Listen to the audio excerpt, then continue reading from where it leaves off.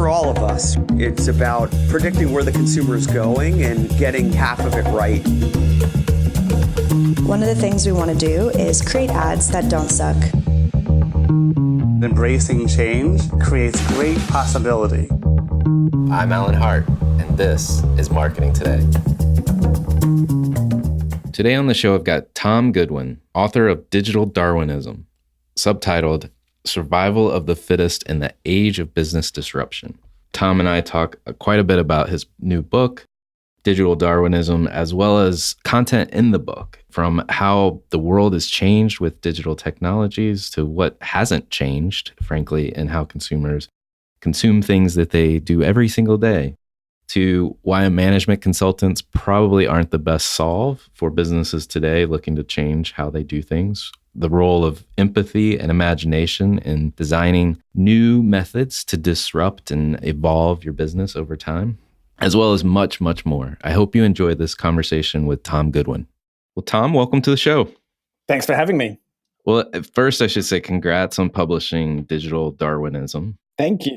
You're welcome. You're welcome. It's a really good read. It's a really good read. I'd recommend it to others. I wanted to ask you a question, though. Why write a book now, and why this topic? Yeah, it's probably not the best or the most compelling answer you'll ever get, but I was actually quite reluctant to write a book. I'm not really a huge fan of the format of physical books. It's quite ironic when you talk about change in the world that you end up writing something that's kind of imprinted on dead trees. So it was quite strange, but various people kind of suggested that I should write a book, and I kind of finally succumbed to the pressure. And it's quite a different process. I kind of feel like most of my life I've been sprinting, and then you're asked to run a marathon, and you're kind of aware that your arms and hands move in the same way, but it's a very different feeling. So it was quite a journey that I went on writing it, and the idea of putting something onto paper that you couldn't change later, the idea of starting a conversation where you couldn't actually listen to what people said in return. It was quite unusual and strange, but it was important for me to do it at this moment in time because my sense is that we feel like we've got to grips with new technology and we feel like somehow we know what we're doing. And there is this sense that somehow companies are going through a transformation process. And I'm just not entirely sure that that's actually the case. I'm not entirely sure that companies have really got to grips with what's possible yet. So one of the things you mentioned early on in the book was that you need to remember what's not changing. And like you said, you've put, ink on dead trees to write this book about change. Yeah, it's a good demonstration. Yeah. No, could you explain what you mean by, what's not changing? Or if you can give some examples, that would be great. I mean, I think the reality is that if we think about the morning or the afternoon that we've had already today, and we compare it with the similar time periods 10 years ago and 20 years ago, it is actually possible to write down pretty much everything that's the same and everything that's different. And by and large, everything will be the same. I understand why it is that people go out and they talk about how different things are. And I understand those tweets that get retweeted several thousand times about the fact that Facebook is only 10 years old or whatever. But the reality is that our very core, we are as human and as primitive and as kind of animal-like as we've ever been. And I think quite often we forget that. We forget that these new technologies become a way for us to become even more human and even more primitive. And we have this kind of ongoing narrative about how chaotic things are and how the pace of change is faster than ever. And I think sometimes that means that we focus more on the technologies than on our instincts. And we focus more on data than we do on ideas. I don't know, somehow we make life more complicated than it needs to be. I feel like if you're a climate change scientist, you probably only really get published if you say that climate change is a smaller issue than everyone thinks and it doesn't exist. Or you probably get published if you say that climate change is a worse problem than we've ever thought before. If you have this kind of nuanced viewpoint between the two, you probably don't get noticed. So I think generally speaking, most industries are full of people saying, we have mobile phones now, we're on the edge of 5G, we've got the Internet of Things, your company is absolutely screwed unless it changes everything. And I just don't think that's true. I think we have this wonderful new toolkit which gives us new possibilities. But actually, many of the learnings that we've got from the past, many of the techniques and the strategies that we've employed before are largely still appropriate for today. Very true. Very true. One of the things that shook me to some degree as I was reading the book is just the foundational change that you talk about. And changing the business foundations. And you highlight the traditional go-to solution provider for that is management consultants. Yeah. But you also make a reference that you think the change is too fast for their typical solutions. Yeah, I mean, I'm aware of the sort of contradiction that comes over when I speak about this, where 1 minute I'm saying that not everything is changing, and the next minute I'm saying, but companies need to go through a radical transformation, which won't come to them through the mouths of management consultants. And I think what I'm really saying is every company needs to be honest about the situation they're in. They need to be honest about the changes that are happening to consumer expectations. They need to be honest about the changes that are happening to the competitive marketplace. And based on that, they may realize that, their Munich-based family brewing company is not going to be destroyed by Airbnb or by Uber or by Facebook, and they can carry on making beautiful lagers in the same factories. If you're in the funeral direction business or if you're an accountancy company, it may not be the case that everything's different, but there are quite a lot of companies out there, whether they're retailers, whether they're automotive companies, whether they're CPG companies. They need to be mindful of the fact that things are changing pretty significantly, and they can't kind of dabble around the edges. They can't expect to get game-changing results by having a robot in one store or by having a smart changing room in one demo store. They probably really need to sort of rethink the business model they're in, rethink some of the assumptions that they've made so far. And that's probably not going to come to them from a management consultant, because generally speaking, management consultants tend to be quite backwards looking, and they look at best practice from the 1970s and 80s. Management consultants at Blockbusters would have been telling them to sell more Coca-Cola and to have more types of ice cream. So they tend to be quite good at sort of innovating within a paradigm, but they're terrible at making the leaps across to new ones. Interesting. One of the things you then mentioned is around empathy and imagination, and combining those two things to survive the kind of dramatic change that's going on. Tell us more about how you think about empathy and imagination, if you don't mind. I think it would be interesting to speak to a psychologist about the actual sort of physiology behind these things. But my sense is that it's probably rather hard to teach true empathy, and it's probably even harder to teach imagination. Somehow we've ended up in a business environment where it's very hard to make decisions without data. People feel very vulnerable if they come up with ideas that are quite wild. And I think it's limiting the amount of progress that companies can make. I think in particular, this kind of risk aversion culture, I think, is quite dangerous in large companies.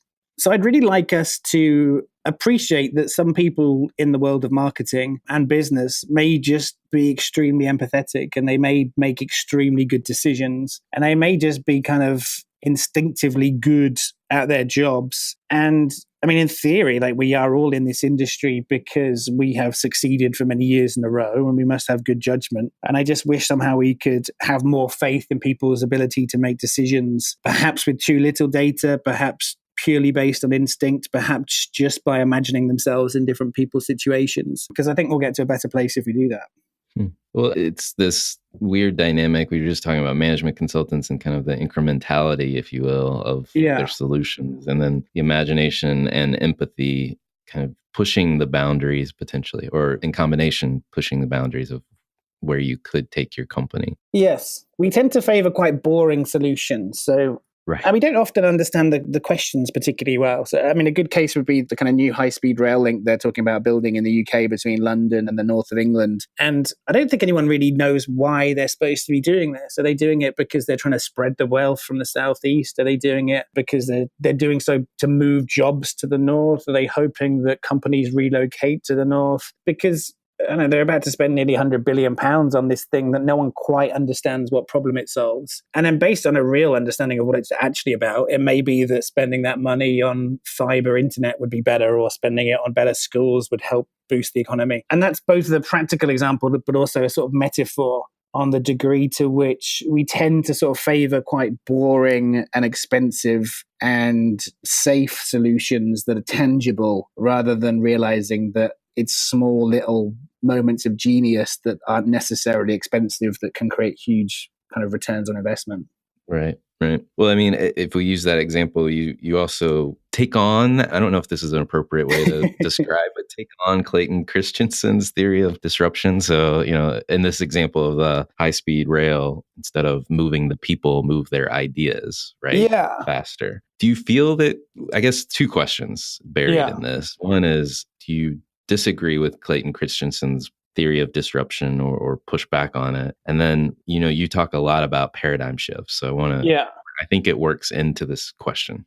I think his theory was true and academically robust for a moment in time, which is now past. So his theory was very much based in the world of hardware and around much more sort of tangible and physical innovation. So whether it's excavators or whether it's different ways to produce steel, it was kind of based on the sort of physicality of that. I mean, I don't like the idea of being aggressive or sort of rude about his work, but the reality is that it doesn't really explain most of the profound business successes of today. So like Facebook isn't a disruptive innovation relative to the newspaper business. It's a completely different thing altogether.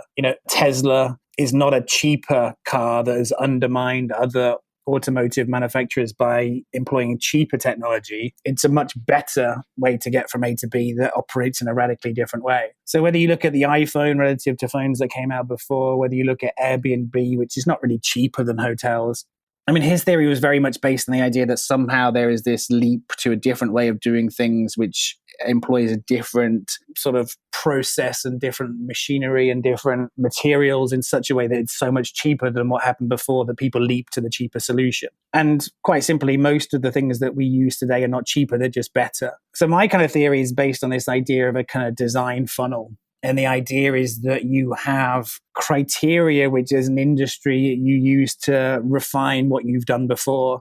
So cars slowly become lighter and cheaper, and they could become fabricated with lower tolerances. And then you kind of get to a point where there's like an ultimate solution, which probably means there's less variety in the marketplace. So most cars today look surprisingly similar to each other. And then all of a sudden some company comes that's never worked in that kind of paradigm before, and they don't have the same assumptions about the industry. They don't have the same assumptions about what consumers want. They don't make the same assumptions about how something is made. And then they just approach the problem in a completely different way.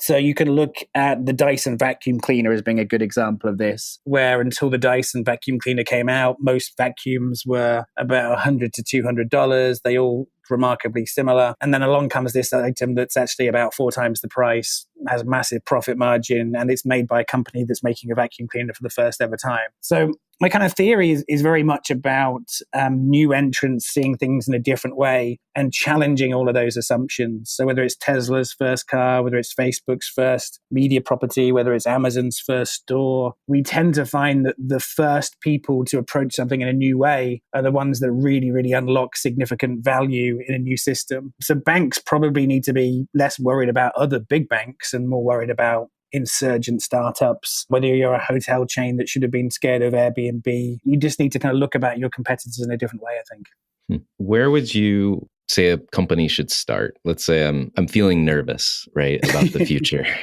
Yeah. And you have this nice model inside the book about, the layers of a company, starting from the outer rings and working your way in. But I just would love how would you tell somebody to start? It's definitely quite difficult to give highly generic advice like this because so many companies are in very different situations, and it's easy to say things and assume that that's the case for all companies. And then you later find out that actually it's very difficult to sort of generalize. I think there are a lot of companies that realize now that the attributes that made them successful, so that might be expertise, that might mean a brand that has value, that might mean distribution, that might mean staff or factories that they own. Increasingly, those attributes are not just not as beneficial as they used to be, but they're almost actively disadvantageous. So if you're an airline and you own lots of old planes, then actually it would be better if you didn't own them altogether and that you could wet lease a brand new fleet of 787s or something. If you're a hotel chain and you look at the reputation that you have, it may be that you look at that and think, you know what, it'd almost be better to have nothing. So there's an interesting sort of process, which is how do you go about retooling yourself for the day. And that involves a certain degree of destruction, a certain degree of recreation. And I think it's interesting for companies to look at the situation they're in, to understand what the competitive threats are, to understand what technology will mean for their business in the future, and then to establish a broad strategy of what to do with how to deal with that. And that might involve actually recreating your entire company from scratch and almost becoming the thing that kind of eats the old entity rather than having a competitor do that for you. Interesting. So, Tom, one of the things that you talk about is that as we think about change or where we need to take our business is, we're looking at our data. So the data may be lacking. Can you expound on that? Like what, as I'm thinking about this process and digging deeper into myself and my business, the only thing I have is the data I have, right? Yeah. So tell me more about that. I think we need to be aware that most people's companies, the kind of aggregate of the viewpoint of that company is virtually always in the past. So if you work in the accounts department, you'll be looking at things that happened for the last sort of 5 to 10 years. If you work in marketing, you'll probably be looking at the campaigns that you ran 2 or 3 years ago. You'll be looking at other work that is celebrated within our industry that might have won Cannes Awards this year, that will probably have been in market a year ago, that will have been developed 2 years ago based on briefs 3 years ago. So most of our industry is kind of firmly rooted in the past. And all of the data that we have by definition is historical. And we just need to be mindful that history is incredibly important to us and context is vital. But anything that's particularly exciting and everything that has the ability to really, really change the results that we get probably hasn't really been done before. So if you were in the body lotion business 10 years ago, there was no trend line that suggested that self-tanning lotion or gradual tanning body lotion would be a thing. And then when it was created, I think by Johnson & Johnson, all of a sudden it made incredible amounts of money in a very short period of time. And that's the case everywhere. So whether you look at the rise of La Croix flavored water, whether you look at Red Bull, whether you look at innocent smoothies in the UK, whether you look at areas like fashion, this idea of getting very high resolution data into the past is essential, but we also need to be aware of our ability to kind of create the future, because it's quite easy to innovate within a paradigm and to get slightly greater results and to become slightly more efficient and to improve the kind of ROI slightly. But the real success comes from companies that kind of challenge those rules and do something that's radically different. Well, let's talk a little bit about what change looks like. And I know this varies based on the type of organization. Assuming a startup, you can kind of create things from scratch. Yeah. But in a larger company, there's pushes towards agile development cycles. And I know that's probably more incremental in nature, but give us some sense of what does change look like? Well, I think change actually looks a lot more messy and scrappy and uncomfortable than most companies are prepared to accept. So a kind of routine problem I find both in my role and when I'm doing other things is that companies are very good at managing risk and they're very good at perfecting within a current process, and they're kind of deeply uncomfortable with uncertainty. So it's quite a common request that I get, which is to do something that's never been done before in a particular industry. And then when you come up with a few ideas which genuinely haven't been done before, it's not long before you're then asked to come up with like a return on investment for it. And generally speaking, everything that's worth doing because it hasn't been done before is so kind of uncertain and so untested that by definition, there won't be a robust process to make a return on investment. And this makes people deeply uncomfortable. And then the other thing you get, if you can't show an ROI or if you accept that the model that you're using is completely flawed, you're then sort of asked to come up with other companies that might have done it before, in which case you suddenly realize the sort of inherent tension in the brief, which is to do something that's never been done before, that you can sell in because other people have done it before. So it becomes quite sort of circular and strange. Right. But I think there's a really fascinating tension here, I think, between companies that are big and have all these resources and the degree to which they've succeeded in the past by being big and by not making mistakes and by kind of perfection. I think those companies are just sort of structurally incapable of going through the types of change they really need to do. And they tend to do quite a lot of merchandising of innovation. So it's quite normal to have a retailer that has one robot in a store in San Jose, or to have a retailer that will have a smart changing room, or that will have free Wi-Fi where you can get a voucher. It's quite normal for there to be a hotel chain where a couple of the locations you can use an Apple Watch to check in. But generally speaking, everything's kind of the garnish and it's around the edge and it's small projects and it's kind of celebrated in the press. And actually what most company needs is that someone comes in and kind of redoes most of their boring processes that are behind the scenes. So it's kind of banks that have got COBOL code sort of written into the back end of how they operate that know that it's probably a 10-year program to redo the foundations of that business. But unless those kind of foundations are redone, then the kind of growth of that business for the future will be massively limited.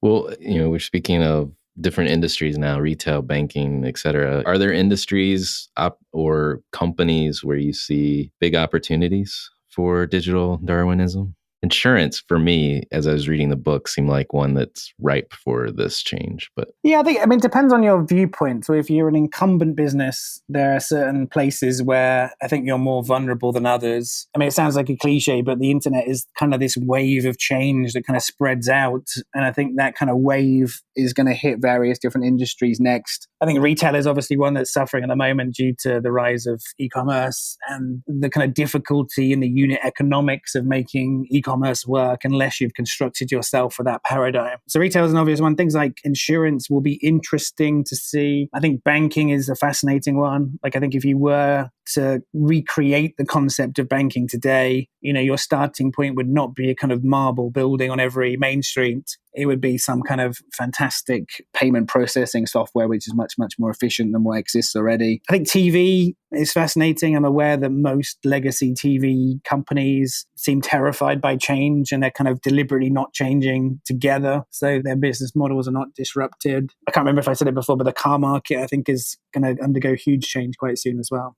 Interesting. Well, as we think about change, it's fundamental to not only the businesses, I guess, but the societies and the people of societies that we're trying to serve as businesses. Are there any trends or things that concern you about the future? It's kind of weird. I'm sort of naturally predisposed to be quite happy, and I'm aware of my own sort of privilege. And at the same time, generally, I get quite worried about a number of ongoing developments in the sort of wealth inequality. I think it's quite hard to sort of see progressing in a particularly positive way. You look at how artificial intelligence may change the nature of some roles. You look at the degree to which, many, many companies will probably operate at lower profit margins. So the sort of fundamentals, I think, of the developed world, I think are quite scary for people that and not necessarily in the sort of richer half of the population. And I think, without getting too political, when you look at things like the rise of Trump or Brexit, that's probably a country's way of saying, look, this isn't okay for everyone. So there's this weird sort of tension where, if you look at things very rationally and you look at birth rates and death rates and you look at education levels and literacy, and most of the really important human statistics are actually extremely positive, and they're extremely positive for the whole world. And there's a sense that if you're Hans Rosling or something, you must be quite annoyed at the degree to which people are being negative. But then you also look at the internet and the way that that's created sort of extremism and the way that that seems to celebrate and allow fake news to propagate. And we seem to be sort of more ignorant than you would expect us to be, given that we now have the internet to learn anything. So it'll certainly be interesting to see how the world changes, and it'll be interesting to see how the geographies of countries change and what things like artificial intelligence will mean for jobs. Interesting. As a marketer, the divides, if you will, whether it's income, whether it's political divides, it seems to be becoming harder to bridge those, if you know what I mean, to create a product or service. Somehow I don't think it's sort of technologically that difficult. I think it's more that, somehow the internet has shone a light into human nature and into the way that we like surrounding ourselves with people that are like us. And that if we do surround ourselves with people like us, then we feel somehow less responsibility to other people. And you can see various developments. So whether it's things like the gig economy or whether it's self-flying cars, you can kind of imagine the country feeling quite different in 10 years' time, where the rich people are probably able to live more comfortable lives than ever and probably see other less fortunate people less than ever. Interesting. Well, let's switch gears a little bit. I think that's a good note. Let's switch gears. So I love getting to know the person behind either the book or the company that I'm talking to. And so one of the questions I love asking is more of a deeper personal reflection question is, in essence, is there an experience in your past that defines or makes up who you are today? Oh, that's a very good question. I mean, I'm sure most people answer in a more dramatic way where there was a particular moment. So this is quite a boring answer relative to that.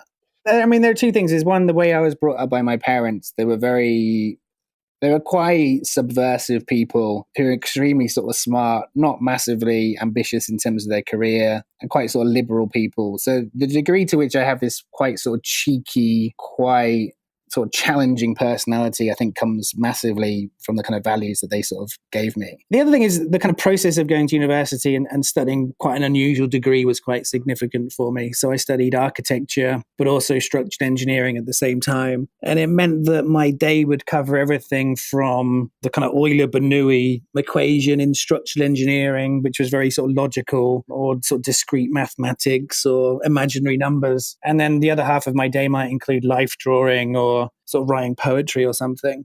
And I think it's allowed me to try and see both sides of the world today, where there is this necessity to sort of understand technology. So it's given me this kind of holistic understanding of technology and humanity, which I think is really important at this moment in time, where you're kind of able to understand what code means and the logic of technology and the sort of brutal honesty of algorithms. And then you're also able to sort of understand the kind of whims of humanity and the degree to which creativity and empathy and other kind of softer skills really change the way that we experience things. And you're able to sort of give equal weight to both those sides. Interesting. Well, another question, kind of follow on. What fuels you? What drives you to do what you do? I think most of what I do is about creating a conversation. I think it's quite easy for people when they see my writing or the way that I present or my tweets to think that I'm kind of troll-like in the way that I kind of put myself out there. And actually, I'm extremely frustrated at how technology is being misunderstood. I'm sort of extremely frustrated with companies' inability to work around what it can make possible. I'm quite frustrated with how most companies' body language is basically trying to ignore the internet and not make any changes. And I just think that actually technology is this incredible toolkit, and that it's never been easier to sort of try new things and to create new ideas. So a lot of it is kind of fueled by that kind of passion to try and create a conversation, to try and bring about change. In particular, when I look at the advertising industry as well. So part of my role is to try and create new advertising experiences and to try and help our companies navigate change and try to get them to be more excited and to do more stuff. And it's actually very difficult to do that. It's surprising how resistant to interesting conversations people can be. So increasingly, I think my role will probably become more about creating these things myself. So I'm kind of hoping over the next few years to sort of do side projects and to sort of create new products and to kind of put what I preach into practice myself, ideally for our clients or ideally for new clients, but perhaps I might just have to do it myself. That's interesting. Well, stepping back a little bit, and this may be difficult since you do have kind of a professional services bent to what you do, but are there brands or companies or causes you follow or you think other people should take notice of? It's interesting. I mean, there are obviously examples which everyone is aware of that are not new news, but I think the work of Elon Musk is extremely interesting. Mm-hmm. I think it's worth everyone paying a lot of attention to sort of medium-sized startups that perhaps are like the oldest new companies. So look at people like eBay or sort of WeWork, look at people like Zipcar. And I look at how these companies that did have this accelerated growth, look at how they're looking to sort of change to maintain relevancy. Look at people like sort of Uber, sort of Airbnb, because I think that next stage of growth, I think, is fascinating. I also think the rise of, they're called vertical native brands. So whether it's people like Parachute or Brooklyn and Allbirds, because I think the way that they do things differently and the way that they kind of approach problems from a different angle, I think there's something extremely interesting about that. So if you compare L'Oreal and Estee Lauder with ELF or with Benefit, it's just fascinating to see how companies can sort of challenge things in a different way. Interesting. Last question for you. What do you see the future of marketing? Where do you see it going? It's a bit boring, but I don't actually see it as being radically different to how it's been in the past. The sort of trendy answer is to say that voice commerce will change everything, or that we're all going to wear AR glasses and all ads are going to be in AR format.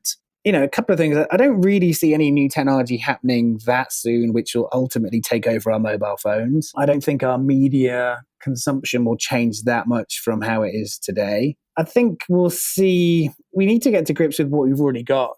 Like if I go to the New York Times on my phone right now, the ads I get served will be absolutely abysmal ads for products that I know I won't have any interest in. If I go to the desktop version of the Wall Street Journal, if I go to Fox News right now, there's a lot of ads which seem to have been based on the false assumption that everything needs to be micro-targeted, that retargeting is the way forward. And a lot of it's based on really crappy attribution, which is nonsense. And it's based on companies that have kind of persuaded marketing directors that we can evaluate things in spreadsheets, even though we can't. So I'd love to see us get much better at the tools that we already have. So whether it's really rich, kind of immersive ads that just appear for 2 seconds and then vanish, whether it's the rise of kind of brand building through digital media, I think that stuff is probably going to be where the next level of growth comes from. I also think we can apply the kind of empathy and creativity that marketers have to more of a holistic experience. And by that, I mean, I don't want my hotel chain to take out a TV ad to say that they care about my needs. I want them to create products and services which show me that they do. So whether it's automated check-in when you walk in, whether it's getting text messages to tell you that your room's ready when you've just come off a red eye, whether it's that Netflix kind of loads up automatically as you get in bed and it shows you programs that it thinks you might want to watch. Just a much more, the application of creativity and problem solving and technology to just make experiences better, I think is a whole kind of strand that the future of marketing could become. Great. Well, thank you so much for coming on the show today, Tom. My pleasure. It's been great. Thank you, Alan.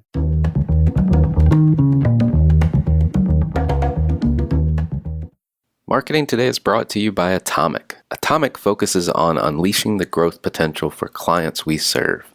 Atomic is a strategic consultancy specializing in business, marketing, brand, and innovation. Our singular goal is to help you accelerate your efforts with the right mix of expertise, analysis, and creativity.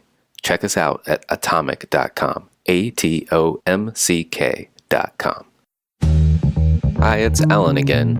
Marketing Today was created and produced by me, with writing and editing by Kevin Greeley, social media support by Megan Woods, art and graphic design by Sarah Dell. If you're new to Marketing Today, please feel free to write us a review on iTunes or your favorite listening platform. Don't forget to subscribe and tell your friends and colleagues about the show. I love to hear from listeners, and you can contact me at marketingtodaypodcast.com. There you'll also find complete show notes with links to anything we talk about on any episode. You can also search our archives. I'm Alan Hart, and this is Marketing Today.